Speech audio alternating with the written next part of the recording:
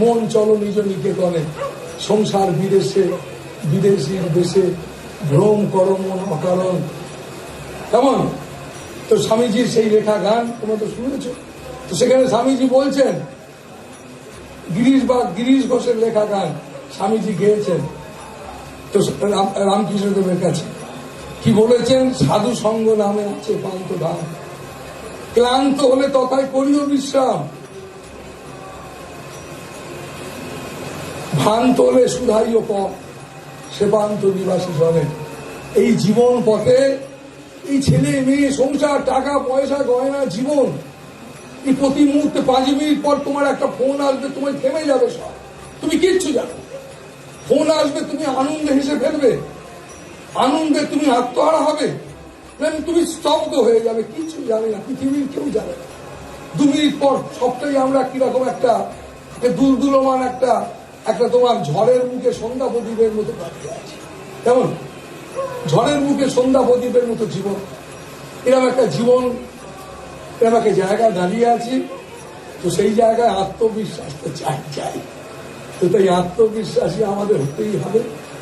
আত্মবিশ্বাসী হওয়া মানে প্রথম কাজ, বাবা মায়েরা, আমি তোমাদের বলতে পারি, দেখো তোমাদের সঙ্গে আমার কোনো ব্যবসা, দেখো আমার কাছে যবে আমি ঘর সংসার থেকে বেরিয়েছিলাম, আমি জীবনে কোনো ভিক্ষা করিনি।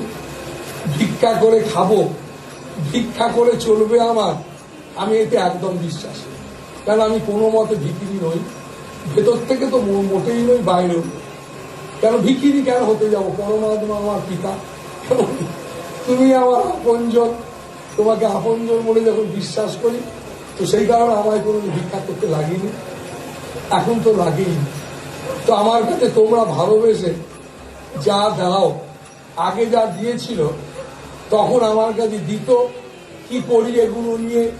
আমি তো ব্যাংক অ্যাকাউন্ট করবো না, সব করবো না জীবনে। তখন কি করতাম?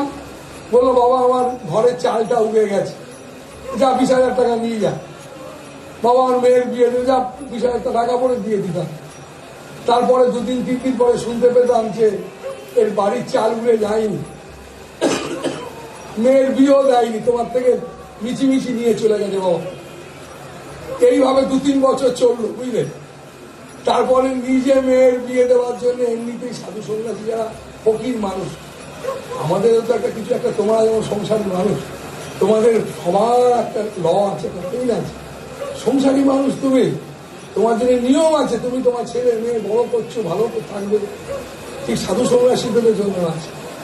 তো তখন বিয়ে দিতে দূরে দাঁড়া বসে থাকতাম, দাঁড়িয়ে মেয়ের বিয়ে দেবো, একবারে কাপড় চোপড় থেকে, সোনা দানা থেকে, মাছ ডাল তরকারি থেকে লোক দিয়ে জড়ো করে, এও দেখলাম চলে, তো সময় দেওয়া যাবে না। তারপরে ট্রাস্টি তৈরি করলাম। কেন ট্রাস্টি করলাম জানো? শুধু তোমার কাছে আসবো বলে, এলে তুমি আমায় দিলে আমি প্রথম নিতাম না, আমি দীক্ষা দিতাম, দিয়ে আমাকে যারা চাল ডাল টাকা চাপড় এই কাপড় এইসব দিত, ফল টল মুড়ি সব দিত, আমি দেখা মানুষ, ফকির মানুষ, আমাকে দিত। আমি বললাম, দেখ আমি নিতে পারবো না বাবু, প্রথমত আমি নিয়ে যেতে পারবো না, দ্বিতীয়ত আমার খাবার লোক নাই, তৃতীয়ত তুই বাবু নিয়ে সবাইকে দিয়ে নি। আমাকে প্রচুর লোক দীক্ষা নিতে এসে খুব দুঃখ পেত, প্রচুর লোক কাঁদত। তখন আমি বলতাম, বলে বাবা তাহলে কি দিতে পারি তোমাকে, বলো তুমি কি, আমি কি দিতে পারি? সত্যি তো দিতে তো চাই। সে আমার কাছে দীক্ষা নিল, কি দিতে চাইছি, তবে আমি দিতে চাই। আমি দেখ, তোর একটাই দেবার আছে, মন দেবার আছে, কিন্তু তুই সেটাও দিতে পারবি না। কেন দিতে পারবি না?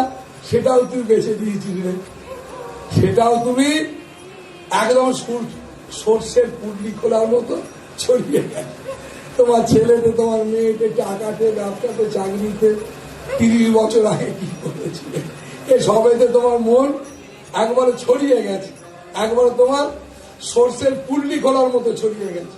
তাই তুমি বড় দুর্বল, তুই ছড়িয়ে যাও, তুমি দুর্বল তো হবেই। তাই আমি তোমায় বলবো, তুমি যে ছড়িয়ে গেছো, একটু ভাবো, ফালতু অনেক জিনিসে ছড়িয়ে পড়েছে, এই ফালতুগুলোকে বাদ দেবে কি করে? তার জন্য যত পারো নাম করো, কেমন? পরমাত্মাকে ডাকো, নয় যাকে তোমার ভালো লাগে তাকে স্মরণ করো, কাজ করো, স্মরণ করো। কেন করবে না? যাতে তুমি এই যে তুমি দেখবে মনে মনে এটা ভাবছো, টেনশন করছো, মানে কি ভাবছো, যত তুমি মনে মনে কথা বলা বন্ধ করবে, এই মনে মনে কথা বলা কাদের বন্ধ হয় জানো?